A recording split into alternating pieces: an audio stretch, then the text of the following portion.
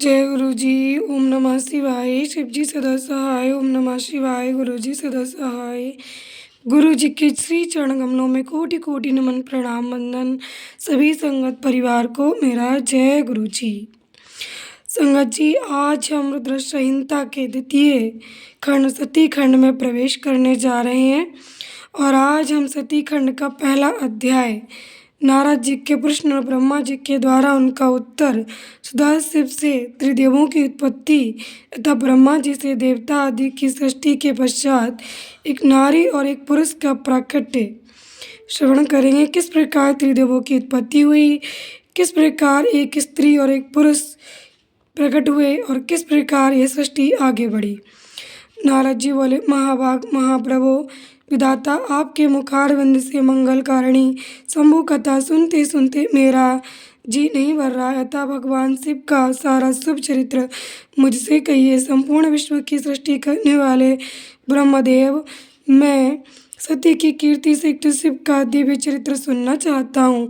शोभाशालिनी सती किस प्रकार दक्ष पत्नी के गर्भ से उत्पन्न हुई, महादेव जी ने विवाह का विचार कैसे किया, पूर्व काल में दक्ष के प्रति रोष होने के कारण सती ने अपने शरीर का त्याग कैसे किया, चेतनाकाश को प्राप्त होकर वे फिर हिमालय की कन्या कैसे हुई, पार्वती ने किस प्रकार गुरु तपस्या की और कैसे उनका विवाह हुआ, कामदेव का नाश करने वाले भगवान शंकर के आधे शरीर में वे किस प्रकार स्थान पा सकी। महामते, इन सब बातों को आप विस्तार पूर्वक कहिए। आपके समान दूसरा कोई संशय का निवारण करने वाला ना है ना होगा।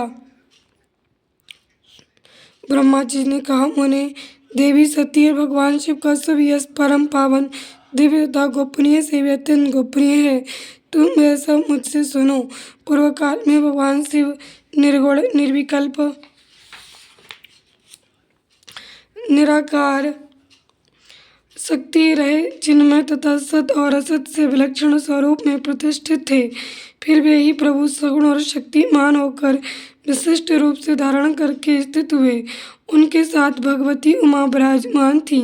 विप्रवर वे भगवान शिव दिव्य आकृति से सुशोभित हो रहे थे। उनके मन में कोई विकार नहीं था। वे अपने परात्पर स्वरूप में प्रतिष्ठित थे। मुनिश्रेष्ठ, उनके बाएं अंग से भगवान विष्णु, दाएं अंग से मैं ब्रह्मा और मध्य अंग हृदय से रुद्रदेव प्रकट हुए।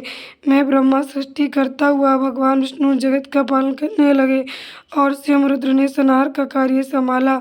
इस प्रकार भगवान सदाशिव स्वयं ही तीन रूप धारण करके स्थित हुए। उन्हीं की आराधना करके मुझ लोक पितामह ब्रह्मा ने देवता, असुर, मनुष्य आदि संपूर्ण जीवों की सृष्टि की।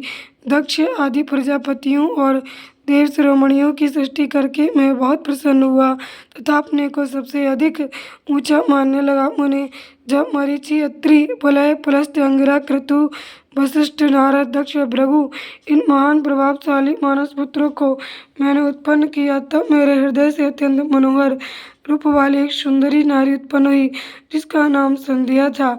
वह दिन में क्षीण हो जाती, परंतु साय काल में उसका रूप सौंदर्य खिल उठता था। वह मूर्तिमती साय संध्या ही थी और निरंतर किसी मंत्र का जप करती रहती थी। सुंदर बाहों वाली वह नारी सौंदर्य की चरम सीमा को पहुंच गई थी और मुनियों के भी मन को मोह लेती थी। इसी तरह मेरे मन से एक मनोहर पुरुष भी प्रकट हुआ, जो अत्यंत अद्भुत था। उसका शरीर का मध्य भाग कटी प्रदेश पतला था। दांतों की पंक्तियां बड़ी सुंदर थीं। उसके अंगों से मतवाले हाथी की सी गंध प्रकट होती थी। नेत्र प्रफुल्ल कमल के समान शोभा पाते थे। अंगों में केसर लगा था, जिसकी सुगंध नासिका को तृप्त कर रही थी। उस पुरुष को देखकर दक्ष आदि मेरे सभी पुत्र अत्यंत उत्सुक हो उठे। उनके मन में विस्मय भर गया। जगत की सृष्टि करने वाले मुझ जगदीश्वर ब्रह्मा की ओर देखकर उस पुरुष ने विनय से गर्दन झुका दी और मुझे प्रणाम करके कहा। वह वो पुरुष बोला, ब्राह्मण, मैं कौन सा कार्य करूँगा? मेरे योग्य जो काम हो उसमें मुझे लगाइए, क्योंकि विधाता आज आप ही सबसे अधिक माननीय और योग्य पुरुष हैं। ये लोक आपसे ही शोभित हो रहा है।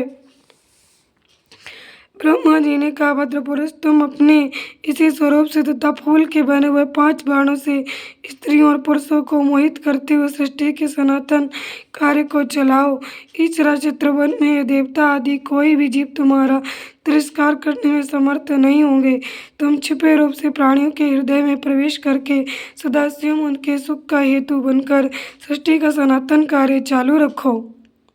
समस्त प्राणियों का जो मन है वह तुम्हारे पुष्पमय बाण का सदा अनायास ही अद्भुत लक्ष्य बन जाएगा और तुम निरंतर उन्हें मदमत्त किए रहोगे। ये मैंने तुम्हारा कर्म बताया है।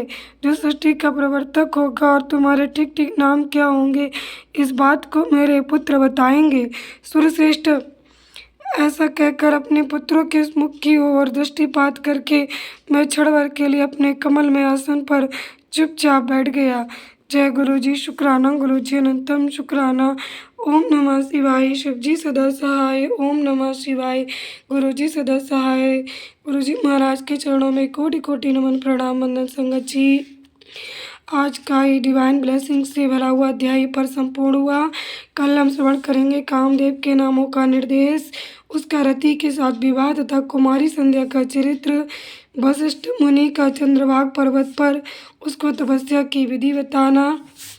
संगत जी, अध्याय इतना डिवाइन ब्लेसिंग से भरा हुआ है, इसको आप जब भी सुने तो पूरा सुने। और संगत जी, जो भी आपसी महापुराण की कथा सुन रहे हैं ना, महाशिवरात्रि आने वाली है, इस कथा को आप निरंतर सुनिए और अधिक से अधिक किसी भक्तों तक, गुरुपा की संगत तक को शेयर कीजिए ताकि आपके जीवन में आपको डबल ब्लेसिंग्स प्राप्त हो, गुरु जी की अनंतम कृपा की बरसात हो। जय गुरु जी। शुक्राना गुरु जी अनंतम शुक्राना। ओम नमः शिवाय। शिव जी सदा सहाय। ओम नमः शिवाय। गुरु जी सदा सहाय।